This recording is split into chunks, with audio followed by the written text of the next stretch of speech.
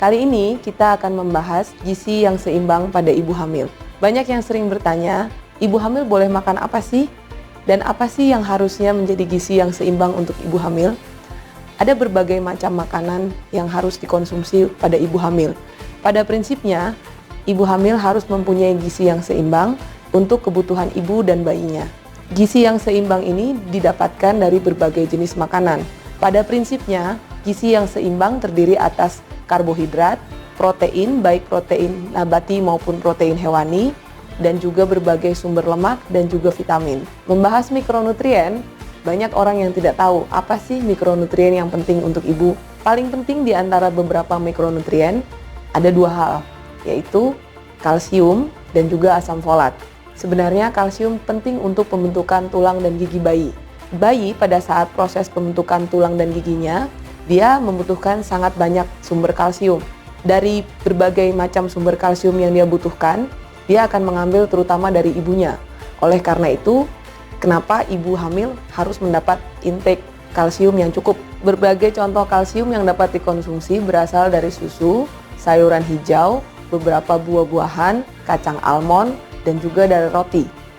Kadang-kadang ada beberapa ibu yang takut untuk makan roti, takut naik berat badan contohnya. Padahal itu juga salah satu sumber kalsium. Susu dalam hal ini tidak harus merek susu tertentu, tetapi paling baik adalah dapat mengkonsumsi susu untuk mendapatkan kalsium bebas bagi ibu dan bayinya. Beberapa contoh zat besi yang diperlukan untuk ibu hamil bisa didapatkan dari sayuran hijau dan berbagai daging. Zat besi penting untuk kebutuhan ibu dan bayinya untuk mencegah terjadinya anemia dalam kehamilan. Anemia dalam kehamilan bisa mengakibatkan berat lahir rendah dan juga meningkatkan resiko pendarahan pada saat terjadinya persalinan. Banyak ibu yang sering bertanya, berapa sih kenaikan berat badan normal selama kehamilan? Sebenarnya jawabannya adalah bagaimana status ibu sebelum hamil.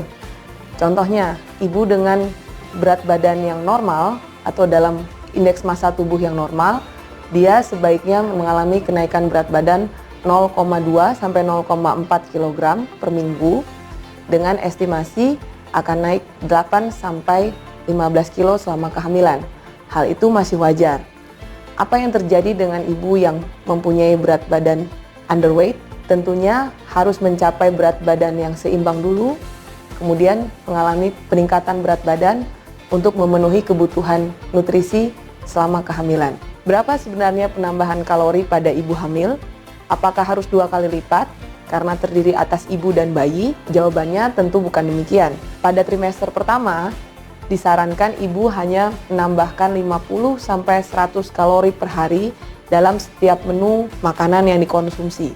Pada trimester 2 dan 3, di saat mulai terjadi pembentukan organ, bayi semakin besar, tentu kalori yang dibutuhkan akan semakin banyak.